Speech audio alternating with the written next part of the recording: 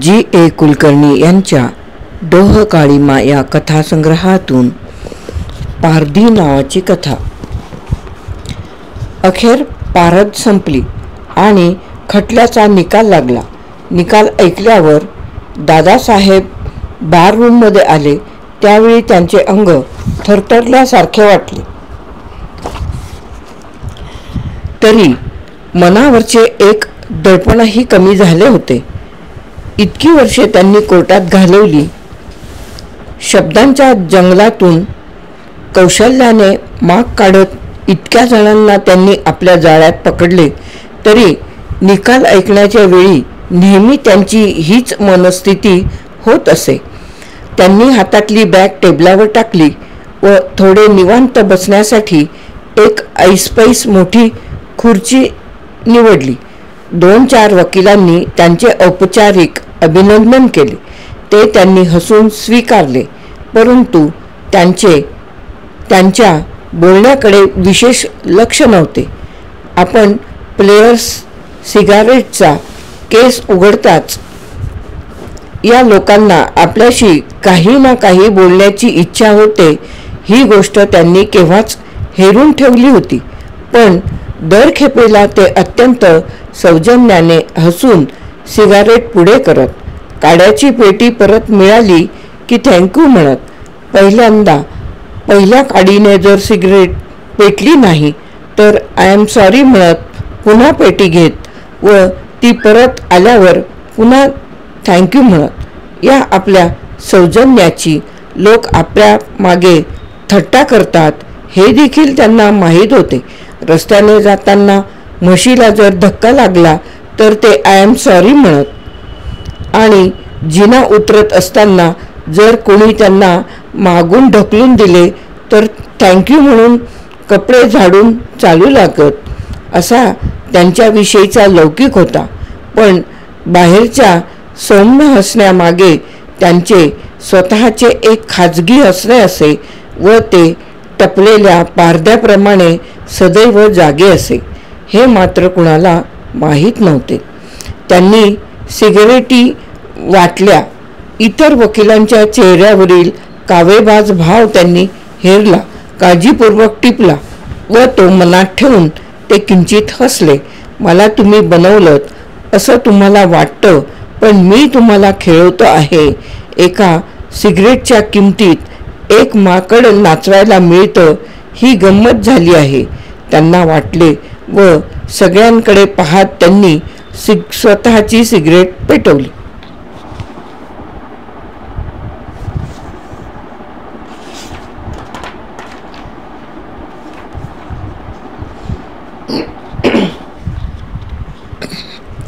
त्यांचे सौजन्य हे फक्त स्वतःच्या मिजासीसाठी होते. आता करड्या होऊ लागलेल्या मिशांना ते बाहेर पडताना अत्तर लावत.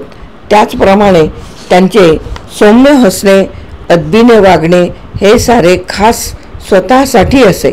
नाहीतर समोर बसलेल्या प्रत्येकाविषयी त्यांच्या मनात विषारी उपहास होता. सापळ्यात सापडलेल्या उंदराकडे पाहावे त्याप्रमाणे ते त्यांच्याकडे पाहत. दुसऱ्यावर जगणारी ही दुबळी कणा नसलेली माणसे. अच्युत केळकर हा एवढा MA LLB माणूस, पण त्याची बायको शाळेत काम करून त्याचे पोट भरते. अस्वलासारखा दिसणारा तो हल्लपणावर त्याच्यात काळ्या कोटाखेरीज वकिलीचे एक चिन्ह नाही. आणि उंटासारख्या उंच मानेचा अण्णाजी इनामदार. सट्ट्यात पैसे घालवून त्याने घराचा तबेला केला. पोरगा दाढी वाढवून घरोघरी साबणाच्या वड्या विकतो आणि बायको थोरा मोठ्यांच्या घरी स्वयंपाकात मदत करते आणि 4-6 दिवसांनी उसने म्हणून 5-7 रुपये उचलते. कोणालाही डौलदार तर राहोच, पण बरोबर असे एक इंग्रजी वाक्य बोलता येत नाही. तो 4-8 आणि दारूबंदी खटलेवाला देसाई तर रेडिओ लाव म्हणताना अप्लाय द ब्रॉडकास्ट म्हणतो. या साऱ्याविषयी विचार करताना दादासाहेबांच्या मनातील उपहास जास्तच तीव्र झाला. त्यांना वाटले एकदा गंमत म्हणून कधीतरी बदल करावा. आज सकाळी आपल्या घराशेजारी कामाला आलेला बुरुड आपल्या अवजड धारदार कोयत्याने बांबूचे खटाखट तुकडे करत होता. त्याप्रमाणे आपण तसला एक कोयता घेऊन आपण सिगरेट केस उघडताच हालचाल करणारी ही मोळकट बोटे सारी खटाखट चाटून टाकावी या सगळ्यांच्या घोळक्यात त्यांना अनेकदा फार एकाकी वाटे. असल्या प्राण्यांची कसली आली आहे स्पर्धा आणि त्यांच्यावर कसला आला आहे विजय.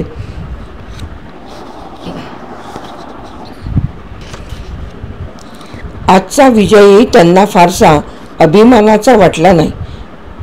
यल्लू भीमाला जन्मठेपेऐवजी फाशी झाली असती तर गोष्ट निराळी. नव्हे, त्याला फाशीच होणार अशी त्यांची खात्री होती.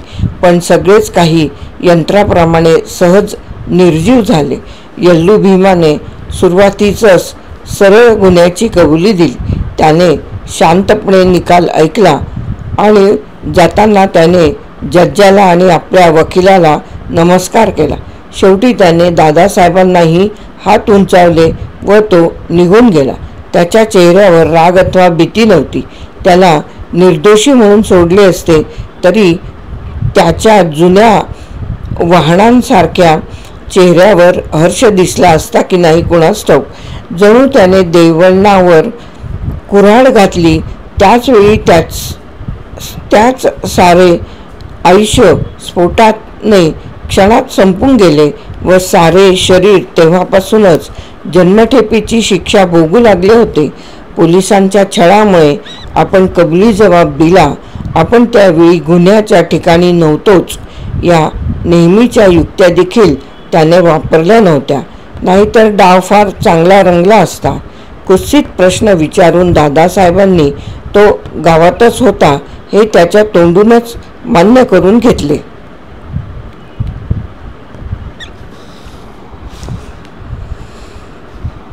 हे त्याच्या तोंडूनच मान्य करून घेतले असते.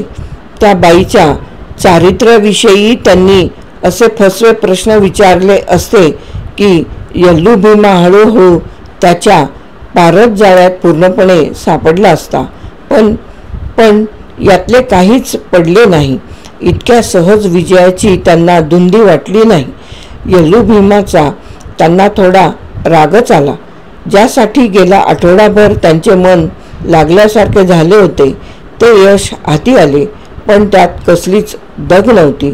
आपले नेहमी असेच का होते?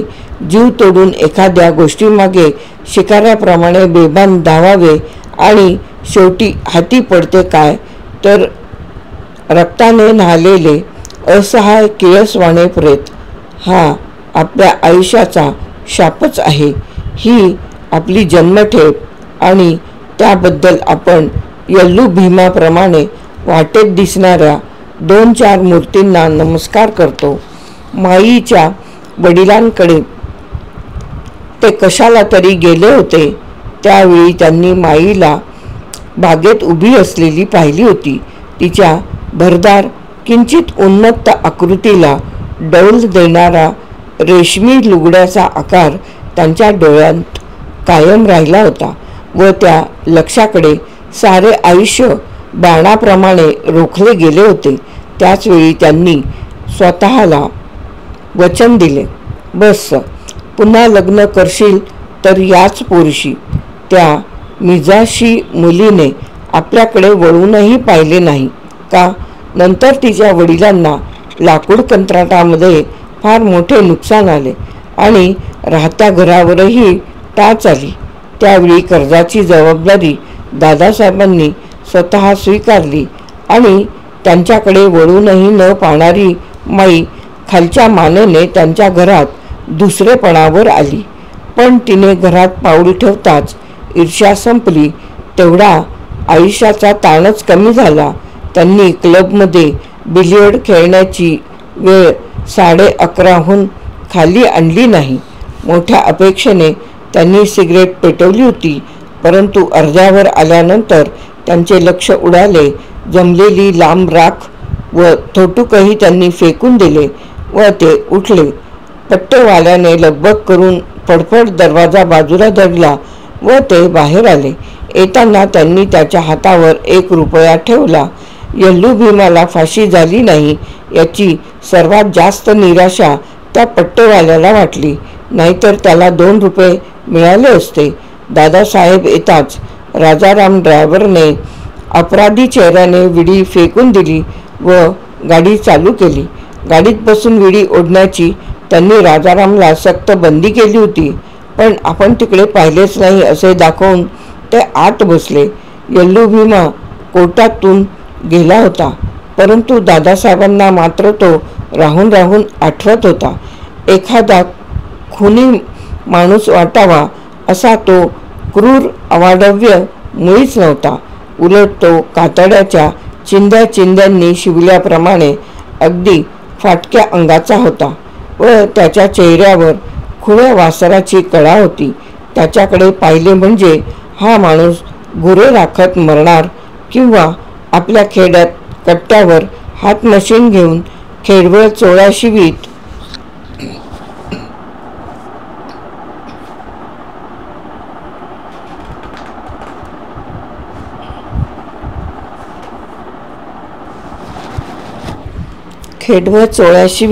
आयुष्य काढणार असे वाटले असते. त्याच्याकडून खून होईल याची कल्पना कुणालाच आली नसती, पण एका दगदगीत क्षणी तसे घडले होते खरे. आणि तो खून झाला, तोही एका काळसर तेलकट अशा पण बेरड बाईसाठी. दादासाहेबांना वाटले, माणूस सारा जीव पणाला लावून अशा तऱ्हेने एखादा खून का करतो? त्यावेळी असे का मिळते की वाटते याच कृत्यामुळे आपल्या आयुष्याला अर्थ आकार येईल? ती बेरडबाई काही यल्लू भीमाची लग्नाची बायको नव्हे. ती त्याच्याजवळ बरेच दिवस राहत असे इतकेच. पण आपण बाहेर गेलो की देवांना घरी येऊन जातो अशी चुगली कोणीतरी त्याच्याजवळ केली. त्याने पाळत ठेवून सारा प्रकार पाहिला. त्याच क्षणी जर त्याने कुऱ्हाड घेऊन देवळावर घाव घातला असता तर त्यात काही विशेष नव्हते. पण उलट त्या दिवसापासून यल्लू भीमा त्याच्याशी फार सलगीने वागू लागला. त्याला घरी जेवायला बोलावू लागला. दोघांनी मिळून खाणीतून दगड काढण्याचे एक लहान कंत्राटही घेतले. त्या दिवशी रात्री यल्लू भीमाने कोंबडीचे जेवण केले, मोगाभर गावठी आणली आणि त्याने देवण्णाला जेवायला बोलवले. रात्री 11 वाजेपर्यंत ते बोलत बसले. बाई डोळे उडवत मधून मधून हसत होती व हात नाचवत होती. देवण्णा आतल्या डोळ्यांनी तिच्याकडे पाहायचा व तिच्याकरिता खास ओठ दुमडून एवढेसे संतुष्ट असायचा. यल्लू भीमाने 1-2 जांभळ्या दिल्या. बाई उठली व अंथरायला चिरगुटे आणायला आत गेली. यल्लू भीमाने चटकन बाहेरच्या दरवाजाला कडी लावली व भिंतीवरील लखलखीत फरशी हातात घेतली. रेड्याप्रमाणे सुस्त पडलेल्या देवण्णाला काय झाले हेही समजले नसावे. लाकडी ओंडक्याच्या खाप्या काढाव्यात त्याप्रमाणे यल्लू भीमाने देवण्णाचे तुकडे केले. पहिल्या ओरडण्यानंतर यल्लू भीमाने तिच्याकडे पाहताच बाईची बोबडीच वळली व गोठलेल्या डोळ्यांनी सारे पाहत ती जागच्या जागी खिळून राहिली. यल्लू भीमाने तुकड्यांचा सारा ढिगारा कचऱ्याप्रमाणे पायाने कोपऱ्यातच ढकलला. त्याने हातपाय धुतले व राखेने घासून फरशी देखील पूर्वीप्रमाणे झाकदार केली. नंतर सदरा बदलून त्याने कुऱ्हाड खांद्यावर टाकली व तो कोतवालीत गेला. तेथे एका कोपऱ्यात तो उघडवा बसला व त्याने शांतपणे विडी पेटवली होती. दादासाहेबांना वाटले, असला फडतूस माणूस, पण त्यावेळी कोणत्या भावनेने पेटला होता त्या बाईविषयीच्या आसक्तीने त्याने ते कृत्य केले. ती तर शिसारी निर्माण करण्याइतकी कुरूप होती. गुन्ह्याच्या आधी 1 महिनाभरातील त्याच्या मनातील घडामोडीचे चित्र जर त्यांना पाहायला मिळाले असते तर त्यांनी 1000 रुपये आनंदाने दिले असते. त्यांनी पुष्कळ अंदाज केला. आपल्या जाणीवांचे जाळे त्याच्यावर टाकून त्याला पकडण्याचा त्यांनी पुष्कळ प्रयत्न केला. पण यल्लू भीमा सगळ्यांना नमस्कार करून नेहमी त्यातून निसटून जायचा. काय काय घडले होते त्याच्या मनात, त्याची त्याला तरी आठवण होती का? तो आगीचा ताण ओसरल्यावर यल्लू भीमा ओल्या भिंतीवरील पोपड्यासारखा झाला होता. तो गुन्हा करणारा माणूस अकस्मात जन्मला व तसाच मेलाही. मग ही शिक्षा कुणाला दिली? कुणी? का? खुद्द दादासाहेबांना त्याच्याविषयी कोणतीच वैयक्तिक भावना नव्हती. एका विशिष्ट कलमाच्या दावणीने बांधलेला तो माणूस फक्त आरोपी. कोर्टाला तरी तो हाडामासाचा माणूस वाटत होता का? ज्युरीतील लोक सारखे घड्याळाकडे बघत, पोलीस कंटाळलेल्या चेहऱ्याने उभे राहत, कारकून खालच्या मानेने लिहून घेत. या सगळ्यात तो उष्ण रक्ताचा शिरकावा कुठे आहे? सारखी फरशी फिरवणारा तो यल्लू भीमा मधला माणूस कुठे गेला? मुख्य म्हणजे त्याने हे का केले? कितीतरी दिवस दादासाहेब विचार करीत होते, पण त्यांचे समाधान होण्याजागे उत्तर त्यांना मिळाले नाही. ते जर मिळाले असते तर शिकारीची मुंडकी दिवाणखान्यात लावावी त्याप्रमाणे त्यांनी यल्लू भीमाचा मळका चेहरा स्मृतीत कुठेतरी कोपऱ्यात ठेवला असता व ती केस पूर्णपणे निकालात निघाली असती. पण तसे झाले नाही.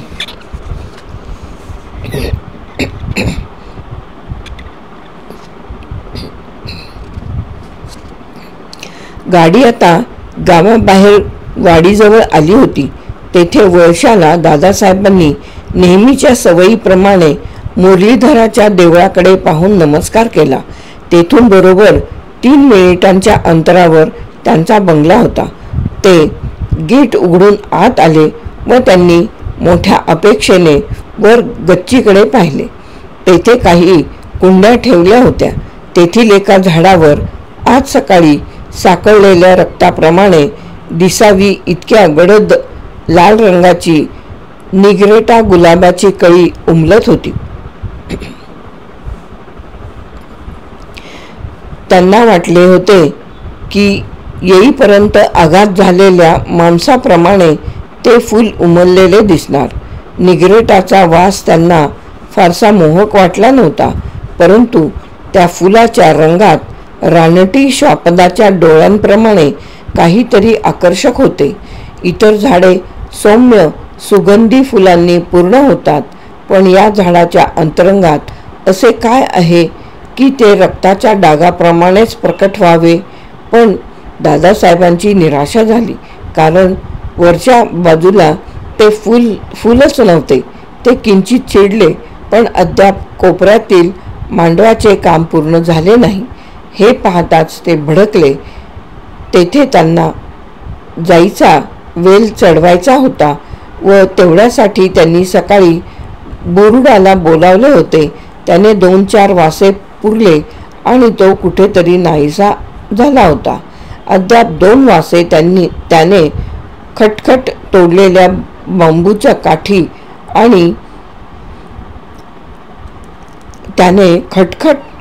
बांबूच्या गाठी आणि त्याचा लखलखीत धारेचा कोयता ही तेथेच पडली होती.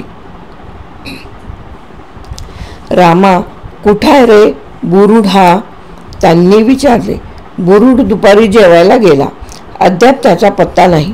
मग उचल हा कचरा इथून, ते म्हणाले, आणि तो कोयता नेऊन ठेव आत कुठंतरी, नाहीतर घेऊन जाईल कोणीतरी. बागेकडे पाहताच त्यांचे असमाधान वाढले. ही हरामखोर कृतज्ञ झाडे अमाप खत खाऊन पुष्ट वाढली, पण सारी वांजोटी, बेशरम, जिरॅनियमच्या फांद्या, हत्ती रोग,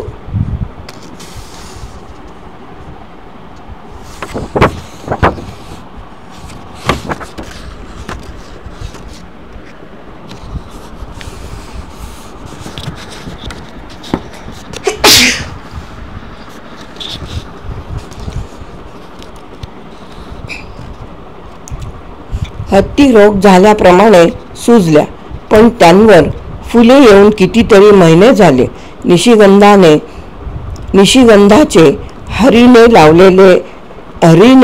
लावलेला गड्डे पाणी पिऊन पाने सोडीत, पण 1.5 वर्षात एकालाही एका कळीची कृतज्ञता नाही. जशी भोवतालची माणसे तशी झाडे. जरी ते अद्याप बाहेरच होते तरी त्यांना घरातच आल्यासारखे वाटले. रामाने कोयता उचलला व खिडकीत पितळी भांड्यात पाम ठेवला होता त्या शेजारी ठेवला. आत येऊन दादासाहेबांनी कोट काढून हँगरवर लावला. आपल्या खिशातून नोटांचे एक बेंडोळे काढले. त्यांना कातडी पाकिट ठेवणे कधी जमलेच नाही. खिशात हात घातला की लगेच पैशाची ऊब लागली पाहिजे असे ते हसून म्हणत. त्यातील 15 रुपये त्यांनी परत खिशात ठेवले व बाकीच्यापैकी एक छोटे बंडल कपाट उघडून आत ठेवले. उरलेले पैसे ठेवण्याची जागा फक्त त्यांनाच माहीत होती, पण कपाट उघडल्यावर ते क्षणभर थांबले व स्वतःशी हसून त्यांनी ते बंद केले. काल संध्याकाळी त्यांनी निळसर दोऱ्याने बांधून 65 रुपये तेथे ठेवले होते. ते आता तेथे नव्हते. बऱ्याच दिवसापूर्वी त्या कपाटाची दुसरी किल्ली कुठेतरी हरवली होती. 2-3 ठिकाणी त्यांनी ती शोधून पाहिली, पण अखेर ती त्यांना मिळाली नाही. तेव्हापासून तेथे ठेवलेले पैसे नियमितपणे नाहीसे होत. ते परत आले व बाहेर इझी चेअरवर बसले. आत सुधीरची गडबड चालली होती. त्याचे कपडे घालून झाले होते व तो क्लबला जाण्याच्या तयारीत दिसत होता. तो बाहेर आला. त्याने हातातील इंग्रजी वर्तमानपत्र दादासाहेबांना दिले व हसून तो त्यांच्यासमोर उभा राहिला. थँक्यू म्हणत त्यांनी वर्तमानपत्र घेतले व काय अशा आशयाने त्याच्याकडे पाहिले. दादा, ते रेडिओचे वॉल घातले ना, त्याचं बिल द्यायचं राहिलंय. सुधीर म्हणाला. आज तो देशपांडे विचारित होता सकाळी. होय का? I am sorry. आश्चर्याने दादासाहेब म्हणाले. मग देऊन टाक ना आत्ताच. पैसे देण्यासाठी ते उठू लागताच सुधीरने त्यांना थांबवले व तो घाईघाईने म्हणाला. छे आत्ताच नकोत, उद्या दिलेत तरी चालेल. मी आता क्लबला चाललोय. मग उद्या तरी देऊन टाक आठवणीनं, हसून ते म्हणाले. सुधीरने मान हलवली. वर डॉक्टर येऊन बसलेत. जाता जाता तो सहज म्हणाला. तो गेल्यावर दादासाहेबांनी वर्तमानपत्र बाजूला टाकले व ते शांतपणे पडून राहिले. रेडिओचे 17.5 रुपये बिल त्यांनी गेल्या महिन्यात 3-4दा दिले होते. हा आईच्या डोळ्यांचा आई वेगळा मुलगा. असे का करून घेतले त्याने आपले आयुष्य?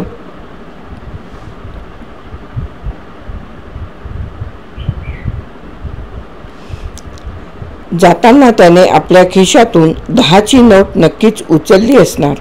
5 आणि 10च्या नोटा असताना तो 5ची नोट घेईल हे शक्यच नव्हते. आता तो 10-11 वाजेपर्यंत रमी खेळेल, सारे पैसे घालवील आणि जन्मठेपेसाठी येल्लू भीमा काळ्या मोटरीत शिरल्याप्रमाणे तो या घरात शिरून काहीतरी वचावचा खाऊन आडवा होईल.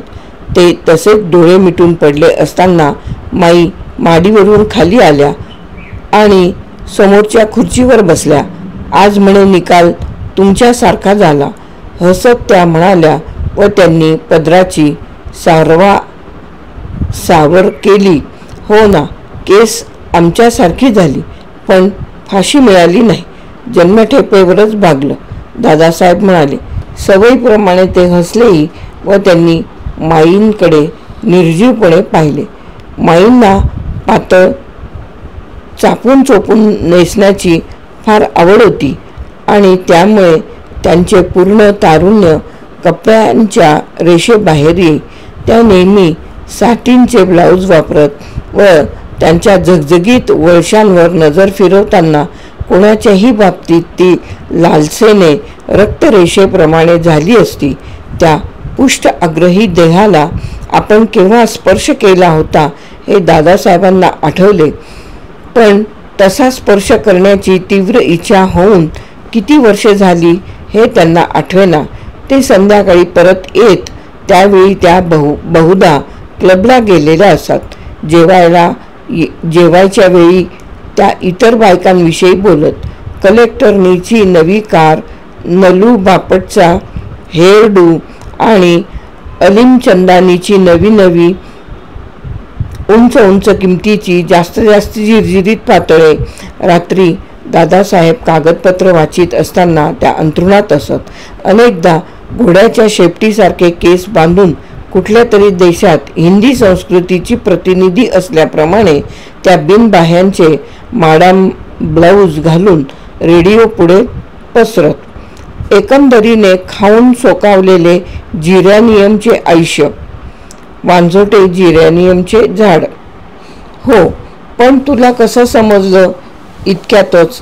मला ना, लाडीकपणे माई म्हणाल्या. डॉक्टर कोर्टाकडे गेले होते. त्यांचं कसलं तरी काम होतं. तिथून ते सरळ इकडेच आले. त्यांना माडीकडे तोंड वळवले व हाक मारली. डॉक्टर, चहा झाला असल्यास या इथंच. हात रुमालाच्या घडीने ओठ टिपीत डॉक्टर खाली आले व दादासाहेबांच्या शेजारी खुर्चीवर बसले. त्यांच्या हातात पूर्ण उमललेले निग्रेटा फूल होते. ते त्यांनी आपल्या स्वच्छ नेहरू शर्टाच्या काजात खोवले. दादासाहेबांनी किंचित हसून सिगारेट पुढे केली. डॉक्टरांनी टचटचीत हिरवट शिरा असलेला अशक्त हात पुढे केला व सिगरेट उचलली. त्यांनी ती पेटवण्याचा प्रयत्न केला, पण हात सारखा थरथरत असल्यामुळे ती पेटेना. पण दादासाहेबांनी काडी धरली व डॉक्टरांनी विमनस्पणे एक झुरका घेतला. मला कोर्टातच समजलं. कॉंग्रॅट्स, ते म्हणाले. थँक्स. त्याच ताणलेल्या हसण्यातून दादासाहेब म्हणाले व गप्प झाले. डॉक्टर रात्रंदिवस काळा चष्मा वापरीत, त्यामुळे त्यांचा पेरवासारखा चेहरा अपुरा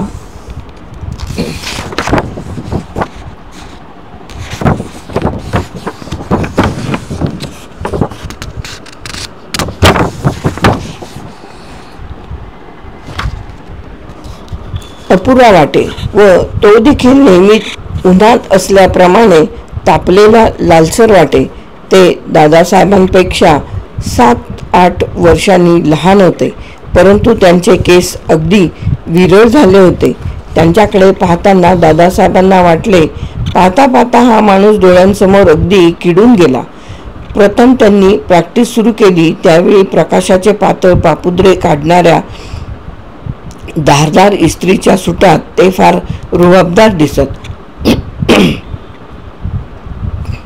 त्यांच्या दवाखान्यापुढे मोटरींची रांग असे, पण टीबी हॉस्पिटलमध्ये ठेवलेल्या एका वकिलाच्या सॅटिनी डोळे व दगदगीत रेशमी अंग असलेल्या बायकोला घेऊन ते खूप फिरले आणि त्यांचे नाव घटस्फोटाच्या खटल्यात अडकले. तो खटला काढून टाकला गेला, पण तेव्हापासून डॉक्टर खचले ते कायमचेच. त्यांच्या आयुष्याचा कणाच कुणीतरी काढून नेला. प्रॅक्टिसवरील त्यांचे लक्ष उडाले. महिना ते दवाखान्यात येत नसत. रात्री झडणाऱ्या रंगीत मैफिली आता एकाकी होऊ लागल्या. संध्याकाळी ते क्वचितच शुद्धीवर असत. 2-4 वर्षात त्यांनी स्वतःची सारी घरे विकून टाकली. आता ते समोरच्या छोट्या घरात राहत व त्यांचे 6 महिन्यांचे भाडे त्यांनी दादासाहेबांना पोचवले नव्हते. प्रॅक्टिस सोडून इतके दिवस झाले, पण ते नेहमी गळ्याभोवती स्टेथोस्कोप बाळगीत. पूर्वायुष्यातील ती एक चिंधी आयुष्याला लावून ते थरथरत्या हातांनी ग्लासभर विस्कीत तरंगत राहिले होते.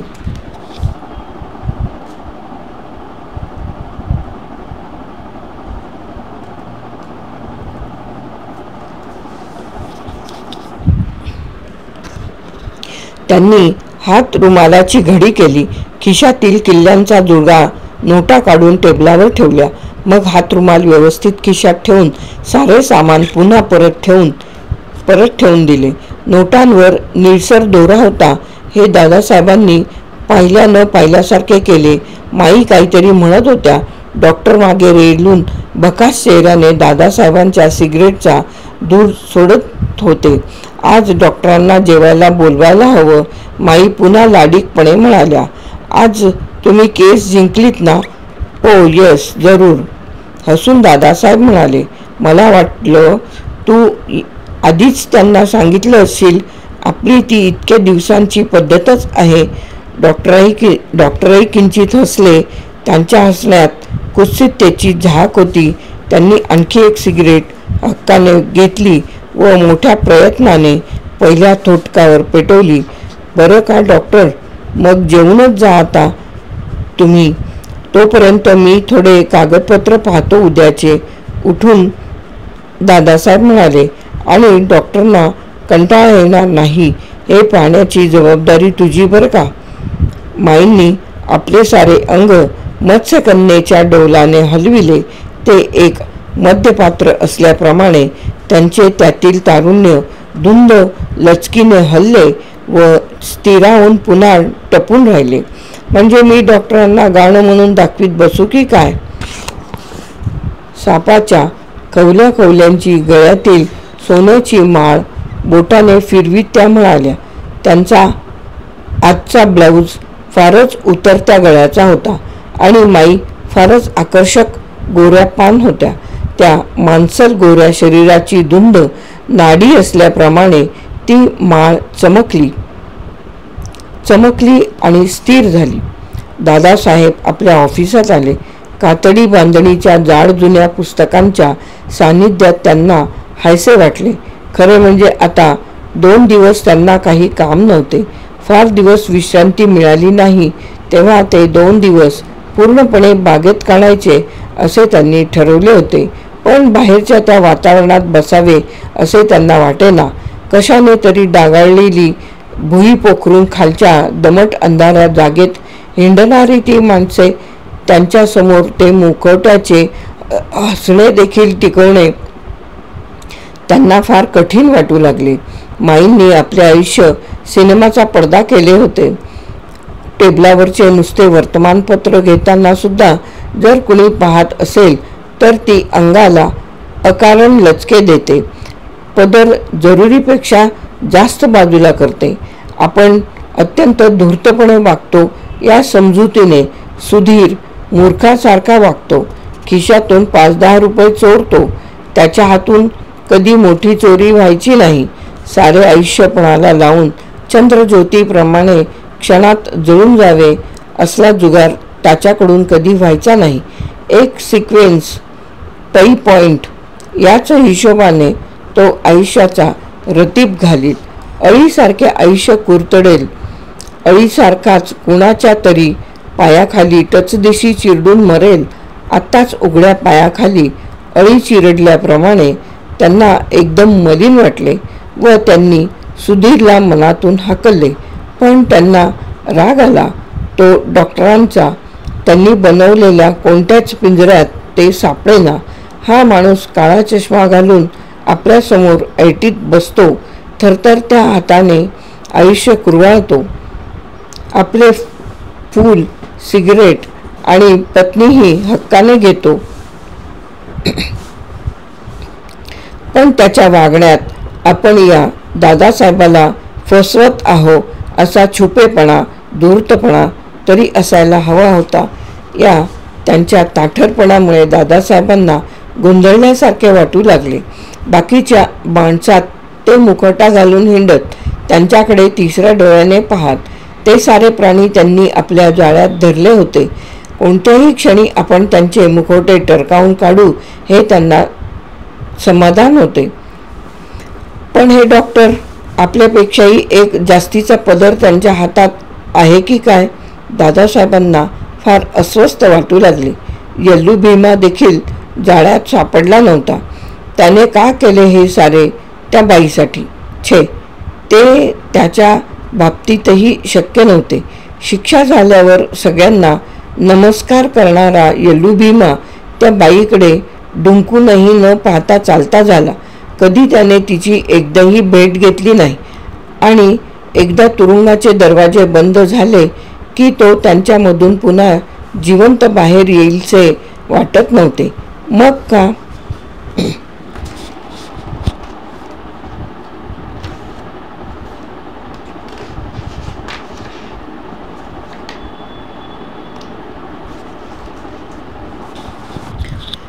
का कशासाठी?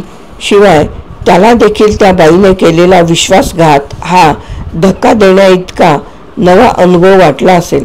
40-50 वर्ष जगलेल्या पुरुषाला सापाला विष असते, वाघळाला घाण असते, त्याप्रमाणे स्त्रीला निर्लज्जपणाचे अंग असते ही गोष्ट माहीत नसेल. साप अंगाखांद्यावर खेळवता येतो खरा, पण त्याने दंश केला तर कुणाला आश्चर्य का वाटावे? मग येल्लू भीमाने कुऱ्हाड का उचलली? देवण्णाबरोबर त्या बाईचीही का खांडोळी केली नाहीत? त्यावेळी कोणती भावना त्याच्या मनात ठसठसली? इतके दिवस झाले, पण आपल्या मनात तरी कोणती भावना आहे? डॉक्टर आपल्या गैरहजेरीत येतात, तासनतास माईशी बोलत माडीवर बसतात, हे सगळ्यांना माहीत आहे. सुधीरला, रामाला, स्वयंपाकिनीला माहीत नाही ते फक्त आपल्यालाच. त्या माईविषयी काय वाटते आपल्याला? दादासाहेबांनी आपले मन तपासण्याचा प्रयत्न केला, पण तेथे आकार असलेले काही नव्हतेच. तोंड न फुटलेल्या सुजेप्रमाणे सारे बेडप निर्जीव ईर्षेने त्यांनी माईंना घरात आणले. त्याचवेळी उन्माद संपला, शिकारत संपली आणि ती देखील तेथे आली, ती जाळ्यात सापडलेल्या श्वापदाप्रमाणे. पण तिला आपल्या एकेकाळच्या श्रीमंतीचा कधीच विसर पडला नाही. चहात चमचा ठेवून दादासाहेब कधीतरी चहा पिऊ लागले की ती थट्टेच्या स्वरात म्हणे, अजून मधुकरीच्या आयुष्याचा रंग तुमच्यावरून गेला नाही. प्रथम दादासाहेबांना या थट्टेतील धार जाणवे. तिच्यातील विषयामुळे दिवस बिघडे, पण नंतर त्यांना समजले, बस ही फक्त सुटण्याची धडपड आहे, पाय झाडणे आहे, असहाय चावरेपणा आहे. तिला वाटते आपण यांना फसवत आहोत, पण आपण फसवले जात आहोत याची आपल्याला पूर्ण जाणीव आहे. ती जाळ्यात आहे व जाळ्याची दोरी आपल्या हातात आहे. मग मात्र दादासाहेब हसत डॉक्टरांप्रमाणे हात रुमालाने ओठ नाजूकपणे टिपणे त्यांना कधीच जमले नाही. ते आपल्या कारकुनाबरोबरही सेकंड क्लासमध्ये बसून आनंदाने सिनेमा पाहत.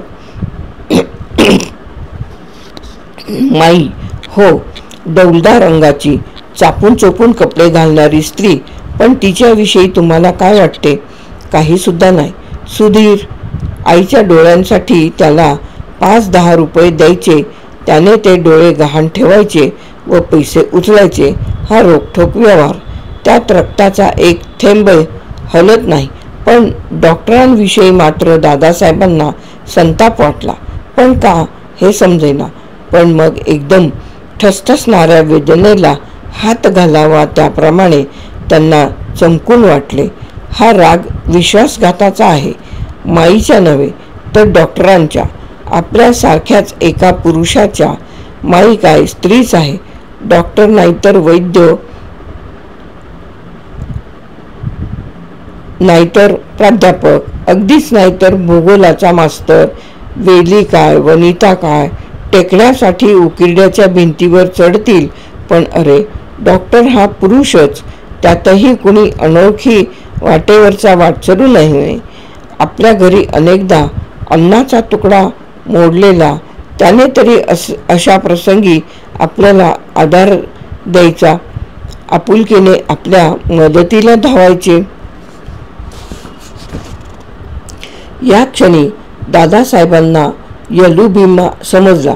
त्या साऱ्या संघर्षात ती बेरडबाई अगदीच क्षुद्र होती, पण देवण्णाला समजायला पाहिजे होते की ती भावाची हत्या आहे.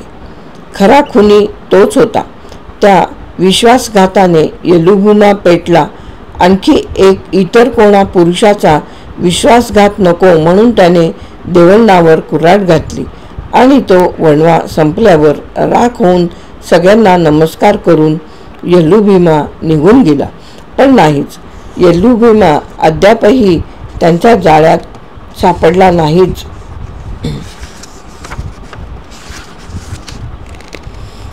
निव्वळ हूल दाखवून तो निसटला, कारण महत्वाचा प्रश्न तसाच राहिला.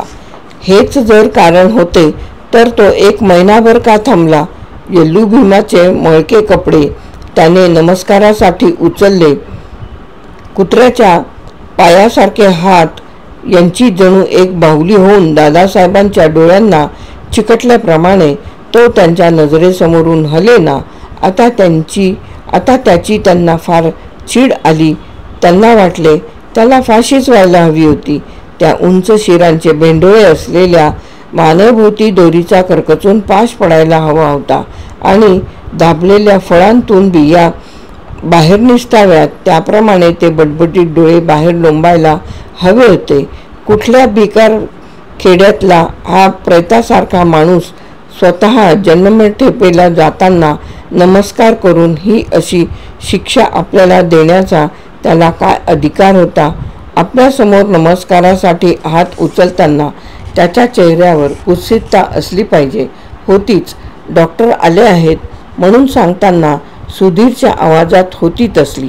आपल्याकडे पाहताना, आपली सिगारेट घेताना, निळ्या दोऱ्याने बांधलेल्या नोटा राजरोसपणे आपल्यासमोर ठेवताना डॉक्टरांच्या वागण्यात दिसली तसली कुत्सितता जंगलात वणवण हिंडत असल्याप्रमाणे दादासाहेबांना गोंधळल्यासारखे होऊ लागले. श्वापदाचा माग लागेना, पाऊल वाट दिसेना. तोच मागच्या झाडावरील फांदीवरून साप सळसळ उतरावा त्याप्रमाणे त्यांच्या मनात एक संशय आला आणि त्यांचे सारे जीवनच हादरून गेल्यासारखे झाले. असे असेल का? आपल्याला सारे माहीत आहे ही गोष्ट डॉक्टरांनाही माहीत असेल का? आणि त्या विचाराने मात्र त्यांचा ताबा सुटला. डॉक्टरांना माहीत आहे म्हणजे माईलाही माहीत असणार, म्हणजे आपण त्यांच्यावर जाळे टाकून आहो ही आपली आतापर्यंतची समजूत वेडगळपणाची होती. तर उलट त्या दोघांनी मात्र आपल्या छातीत भाला रोवून आपल्याला आयुष्यात खिळवून टाकले आहे या जाणीवेने त्यांना आतापर्यंतच्या आपल्या आयुष्याची अर्थहीनता एकदम बोचू लागली व स्वतः पोखरल्यामुळे अगदी किडून गेलो असे त्यांना वाटू लागले. सिगारेट उचलणारे वकील, निग्रेटा होंगणारे डॉक्टर, लाडीक बोलणारी माई ही सारी आपापल्या जाळ्यातून सुटून त्यांच्याभोवती श्वापदांप्रमाणे ओरडत फिरू लागली आणि ते स्वतःच त्या जाळ्यात सापडल्याप्रमाणे त्यांचे मन सुटण्यासाठी धडपडू लागले. हे सारे आपल्या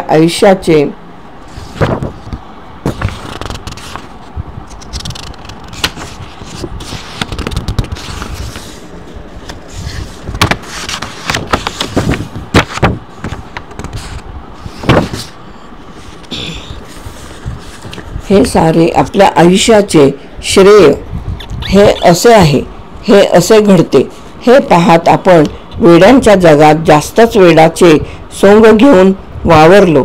नाटकात एक लहानसे नाटक केले. एक अळी ज्ञानाचा कण म्हणून उचलली व डोक्यात साठवली आणि शेवटी समजले काय तर ज्याला आपण सोंग समजलो तेच आपले खरे स्वरूप ठरले. पारधी होताना आपलीच पारद होऊन गेली. आता मात्र साऱ्या गोष्टींचा निर्णय घेतलेला नाही तर आपल्या आयुष्याला सडलेल्या प्रेतापेक्षा जास्त किंमत राहणार नाही असे त्यांचे ठाम मत झाले. ते खुर्चीमधून उठले व ऑफिसमध्येच एरझाऱ्या घालू लागले. 1 महिन्याने का होईना येल्लू भीमाने निर्णय घेतला. आपल्यालाही तो केव्हा तरी घेतलाच पाहिजे, नाहीतर त्याचा नमस्कार आपला कायमचा पाश म्हणून राहील. आपण त्याला जन्मठेपेला पाठवला, पण कुत्सित असून रोडक्या हातांच्या नुसत्या हालचालीने तो जाता जाता आपल्याला जन्मठेप देऊन जाईल. त्यांच्या एरझाऱ्या वाढल्या व डोक्यात तापलेल्या तारांची गुंतवळ फिरू लागली. इतक्यात रामा त्यांना बोलवायला आला.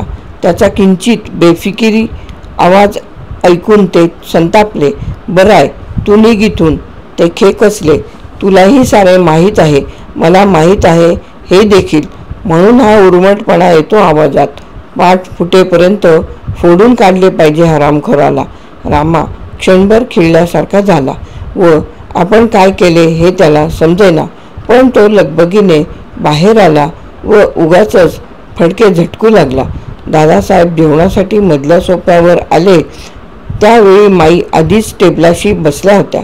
डॉक्टर निगरेटाचा सुगंध हुंगीत कोपऱ्यावरील टेबलावर असलेल्या सोंडेचा विळखा घालून आत उमळून टाकणाऱ्या हत्तीच्या आकृतीकडे पाहत होते. दादासाहेबांनी खुर्ची ओढली व ते बसले. माईंनी आपल्या भुवया उंचावल्या व आपली नापसंती त्यांना कळावी म्हणून त्या बराच वेळ तशाच ठेवल्या. परंतु त्यांनी माईंकडे बांधलेल्या म्हशीकडे शिकाऱ्याने उपेक्षेने पाहावे त्याप्रमाणे पाहिले व उदबत्तीचा धूर सतत डोळ्यात येत होता म्हणून झाड बाजूला सरकवले. डॉक्टरांना देखील आश्चर्य वाटले. इतक्या वेळा त्यांनी त्या टेबलावर जेवण केले, पण पाहुणा बसण्याच्या आधी दादासाहेब खुर्चीवर बसलेले त्यांना आठवले नाही. अखेर डॉक्टर आपण होऊनच खुर्चीवर बसले व त्यांनी निगरेटा बाजूला ताटाजवळ व्यवस्थित ठेवला. माईंनी थोडा आग्रह केला. डॉक्टरांनी थोडे जास्त खाल्ले. दादासाहेबांचे जेवणाकडे लक्ष नव्हते. त्यांनी अन्न चिवडल्यासारखे केले आणि तिकडे कोणाचे लक्षही नव्हते. स्वयंपाकीण वाढताना किंचित हसत आहे असे त्यांना वाटले आणि तिचे बावळट साबणाच्या तुकड्यासारखे हसणे पाहून त्यांची खाण्याची इच्छाच गेली. माईंना जेवणासाठी पोशाख बदलण्याची गरज नव्हती, पण त्यांनी एक तलम रेशमी पातळ काढले होते. केसही पुन्हा रचल्यासारखे दिसले. त्या किंचित पुढे वाकल्या की अत्तराचा मंद मोगरी वास जाणवत असे. इतर वेळी त्या अत्तराच्या गंधाने दादासाहेबांना प्रसन्न वाटले असते, पण डॉक्टरांच्या लिबलिब ओठ हलवण्याने, त्यांच्या आवाजाने, गिळताना हलणाऱ्या गळ्यातील गाठीच्या वरखाली होण्याने त्यांची डोकेदुखी वाढली. फसवले जात आहो असे दाखवून आपण फसवत नव्हतो हे आपले सामर्थ्य होते. सामर्थ्य की दुबळेपणाची विशिष्ट रीत होती ती. आणि सारा वेळ लालसर चेहऱ्याचा हा डॉक्टर आपल्यापेक्षाही एक धागा जास्त घेऊन आपल्याला जाळ्यात कोंडत होता. ते ओलसर ओठ दुमडून आपली असहायता पाहत होता. आपले मंत्रनाम शत्रूला समजल्याप्रमाणे दादासाहेबांचे सामर्थ्यच ओसरले आणि त्यांना दुबळे व चिरडल्यासारखे वाटू लागले. त्यांना तेथे बसवेना. डॉक्टर कोणत्या तरी सिनेमाचे कथानक सांगत होते. माई टेबलावर हात टेकून कौतुकाने ऐकत होत्या. मोगरा मंदपणे हलत होता. स्वयंपाकीण हसत होती. निगरेटा ताज्या रक्ताच्या डागाप्रमाणे तजेलदार स्थिर होता आणि सांदरीत सापडलेल्या जनावराप्रमाणे दादासाहेब अंग आखडून खुर्चीत पडले होते. त्यांनी हाताची बोटे घट्ट आवळून धरली. त्यात त्यांनी डॉक्टरांचा गळा पकडला व तो पिळून सावकाश फिरवला. त्यांचा आवाज घरघरून थांबल्यासारखा झाल्यावर ते टेबलावरून उठले. जेवणानंतर डॉक्टर उठले व जायला निघाले. दादासाहेब बाहेर खिडकीपाशी उभे होते व पितळी भांड्यातील पामवरील धूळ टिचकीने उडवीत होते. त्यांचे मन आता पूर्ण ताणले होते.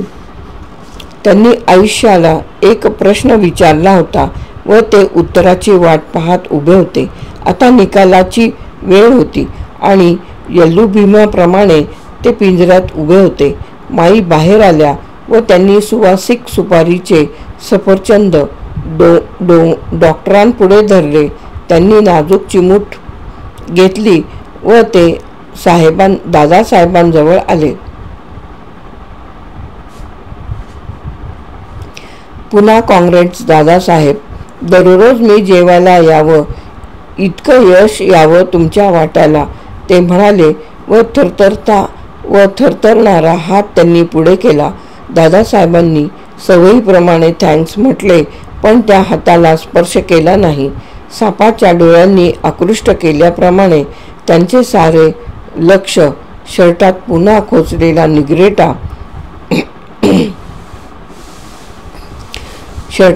खोचलेला निग्रेटा, नोटांवरील निळसर दोरा, काळा चष्मा, लालसर चेहरा यांच्याकडे होते. या सगळ्यांचे एकामागोमाग आपल्यावर रंगीत डाग पडत आहेत असे त्यांना वाटले व त्यांनी पाठ वळवली. मागे माईंनी डॉक्टरांना खूण केली व त्या मोठ्याने म्हणाल्या, डॉक्टर, तुमचा स्टेथोस्कोप बरंच राहिला वाटतं. अरे हो की, डॉक्टर म्हणाले. ते हसलेही. बाकी विशेष काही त्याची जरूर भासली नसती म्हणा. ते जिना चढून जाईपर्यंत माई थांबल्या. नंतर त्या अधीरपणे म्हणाल्या, यांना तो मिळतो की नाही कुणास ठाऊक, नाहीतर असायचा एकीकडे आणि शोधत बसतील दुसरीकडे. त्यांनी मान हलवली. माणकांच्या कुड्यांवरून प्रकाश झळझळला. रक्ताचा थेंब इकडून तिकडे गेल्यासारखा झाला आणि दात आवळल्यामुळे आपल्या तोंडात रक्तबिंदू येणार असे दादासाहेबांना वाटले. माई चटचट वर गेल्या.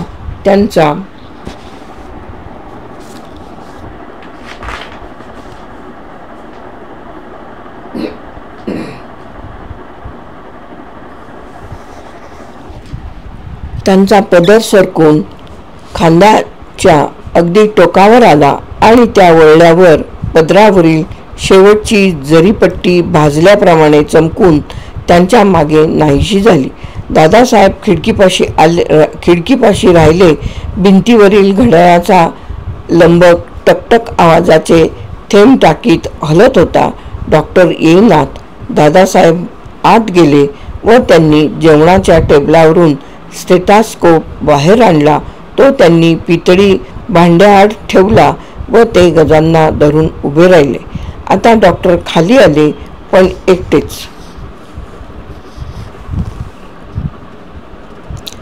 माई दमल्या आहेत, त्या आता खाली येणार नाहीत म्हणे.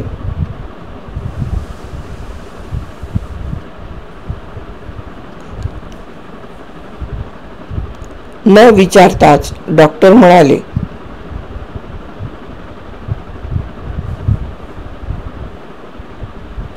दादासाहेबांनी घड्याळाकडे पाहिले. 9ला अद्याप 5 मिनिटे होती. म्हणजे डॉक्टर अवघी 10 मिनिटे वर गेले होते. पण तेवढ्या अवधीत दादासाहेब 2 जन्मठेपा भोगून बसले होते. पण तुमचा स्टेथोस्कोप मिळाला का, त्यांनी विचारले. हो तर मिळाला की, खिशावर हात आपटीत डॉक्टर म्हणाले व हसले राजरोसपणे, कुत्सिततेने. दादासाहेबांचा ताबा सुटला व डोळ्यांसमोर काहीतरी लालबडक दिसले. ओठांवरून जीभ फिरवली. मुखवट्यामागे चेहरा असून चालत नाही, तो आहे असे कधीतरी दाखवणेही जरूर असते असे त्यांना क्षणभर वाटले. छट, तसे नाही. तो खरा चेहरा फक्त स्वतःलाच माहीत असावा. त्यापेक्षा दुसऱ्याचा मुखवटा टरकावून त्यामागचा चेहरा पाहावा. पावलांवरून माग काढता यावा, पण पारध्याने. स्वतःचा मात्र मागे ठेवायचा नसतो. त्यांना वाटले हा क्षण काळ्या स्फटिकाचा आहे. त्यात आता आपला तरी चेहरा स्वतःला दिसला पाहिजे, किंवा डॉक्टरांचा तरी. त्यांचा हा लालसर निर्जीव चेहरा खरवडून काढून त्यामागे काय आहे हे पाहिलेच पाहिजे. नाहीतर आयुष्य म्हणजे जन्मठेप होऊन जाईल. रामाने मगा खिडकीत ठेवलेला बुरुडाचा कोयता त्यांनी हळूच उचलला व त्याच्या धारेवर प्रकाशाबरोबरच आपली नजर फिरवली. त्या जड वस्तूमुळे त्यांच्या भरकटलेल्या मनाला नांगर मिळाला. बराय, गुड नाईट. वाहनात पाय सरकवीत असता डॉक्टर म्हणाले व मान वर करून त्यांनी पुन्हा एकदा हात पुढे केला. पण दोन्ही हातांनी कोयता धरून स्तब्ध उभ्या असलेल्या दादासाहेबांना पाहून त्यांचा हात कोयत्याने छाटल्याप्रमाणे सटकन खाली आला. त्यांचे पाय वितळल्यासारखे झाले. चेहरा सोलल्याप्रमाणे होऊन त्यावरील हॉटेल उर्मटपणा नाहीसा झाला.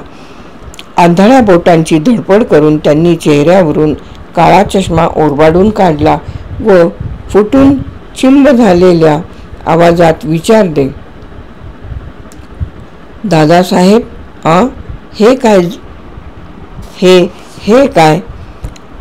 त्यांच्या फिकट नासलेल्या माणसासारख्या चेहऱ्याकडे पाहून दादासाहेबांना उमळून आले. डोळे तर अधूच होते व ते आता भीतीने निर्जीव झाल्यामुळे 2 किडे चिरडून चेहऱ्यावर टोचल्याप्रमाणे दिसत होते. एक परपुष्ट अळी समोर उभी राहून हे काय असे विचारित होती. 2 काड्यांनी धरलेली अळी बेदरून लांब व्हावी, आखाडावी व पुन्हा पसरावी, त्याप्रमाणे त्यांचे सारे आयुष्य समोर वळवळत आहे हे दादासाहेबांना जाणवले. त्यांच्या हातातून कोयता 4-6दा फिरल्यासारखा झाला. दर खेपेला अळीचे अंग छाटून एक चकती उडत होती, पण कुठेच लालसर उष्ण रंगाची चिळकांडी नाही. निव्वळ काळसर हिरव्या द्रवाचे बुडबुडे. एक चकती निघाली की उरलेला भाग विचारी हे काय, व पुन्हा दुसरी चकती निघायची. दादासाहेबांचे मन सिसारीने भरले व त्या दुर्गंधामुळे त्यांचे डोके भणभणू लागले.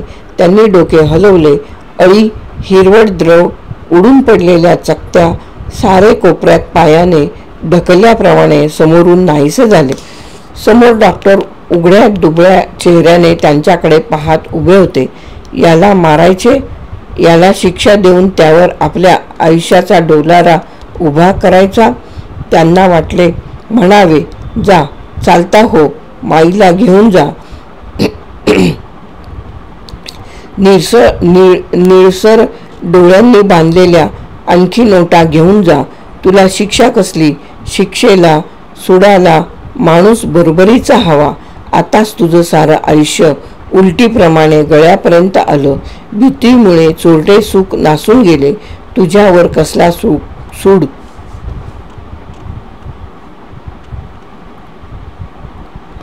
पण मुखवट्यामागचा तो चेहरा पाहून दादासाहेबांचा सारा आत्मविश्वास परत आला. एका फटकाराने त्यांनी भोवती ओरडत हिंडवत हिंडणारी सारी श्वापदे पुन्हा जाळ्यात पकडली. ते एकदम नम्र झाले व सौजन्याने हसले. आय एम सॉरी डॉक्टर, ते म्हणाले. काही विशेष नाही.